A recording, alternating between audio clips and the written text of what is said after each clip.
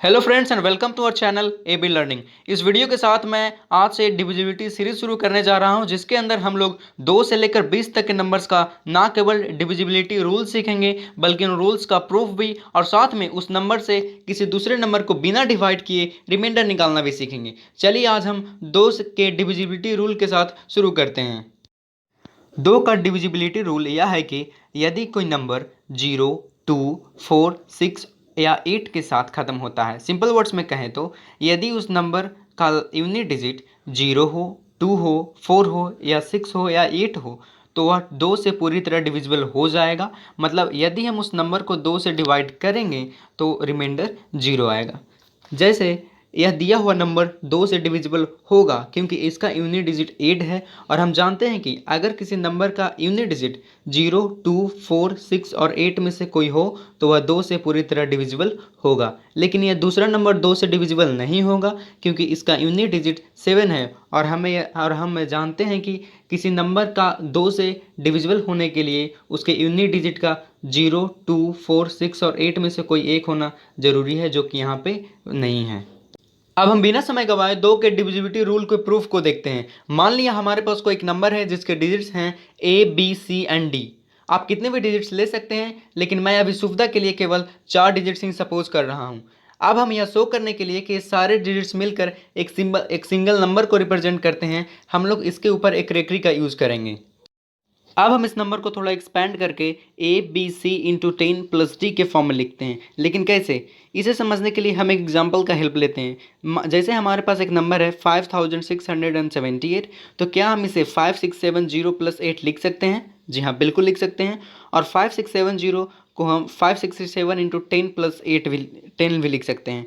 तो यहाँ पे हमने पाया कि 5678 is equal to 567 into 10 plus 8, जहाँ पे 567 इस नंबर के यूनिट डिजिट यानी 8 को छोड़कर बचा हुआ पार्ट है, और जो 8 है वो इसका यूनिट डिजिट है। तो इसी प्रोसेस को हमने ऊपर दोहराया है।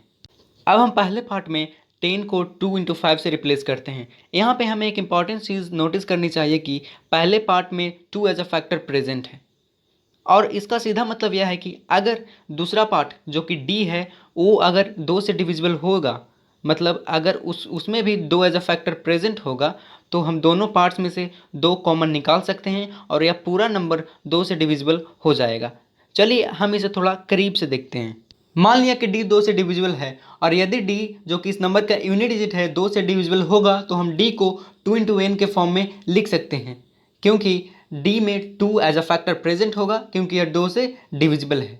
अब हम अगले स्टेप में डी को इस 2n से रिप्लेस करेंगे, और उसके बाद हम इन दोनों पार्ट्स में से 2 कॉमन लेंगे।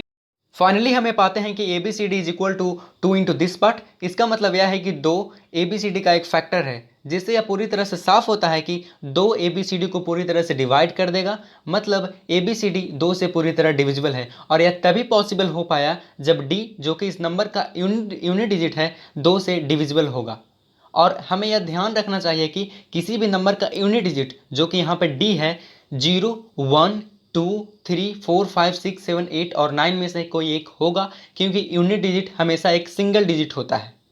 और किसी भी नंबर का 2 से डिविजिबल होने के लिए हमने यह देखा कि उसका यूनिट डिजिट को 2 से डिविजिबल होना चाहिए। इसलिए इनमें से वैसे डिजिट्स जो 2 से डिविजिबल हैं वो हैं 0, 2, 4, 6 और 8। इसका सीधा मतलब यह है कि जिस नंबर का यूनिट डिजिट 0, 2, 4, 6 और 8 होगा वह 2 से पूरी तरह डिविजिबल हो जाएगा।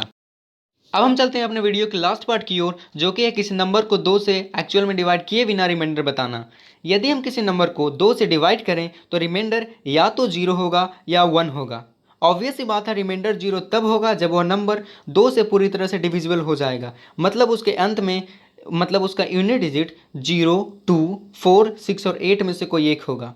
और यदि वह नंबर 2 से पूरी तरह डिविजिबल नहीं होगा, मतलब उसके अंत में 0, 2, 4, 6 और 8 में से कोई एक नहीं होगा, तो रिमाइंडर 1 होगा। क्योंकि अगर हम किसी नंबर को 2 से डिवाइड करें तो 0 के अलावा रिमाइंडर केवल 1 ही हो सकता है। आई होप सारी चीज़ें आपको क्लियर हो गई होगी। इस डिविजिबिलिटी सीरीज को कंटिन्यू करते हुए मैं आगे भी वीडियोस अपलोड करता रहूँगा। यदि यह वीडियो आपको अच्छी लगी तो इसे लाइक करें तथा चैनल को सब्सक्राइब करें और बेल आइकन को प्रेस करना नहीं भूलें ताकि आने वाली वीडियोज़ की नोटिफिकेशन आपको समय पर मिलती रहे। वीडियो देखने के लिए धन्यवाद।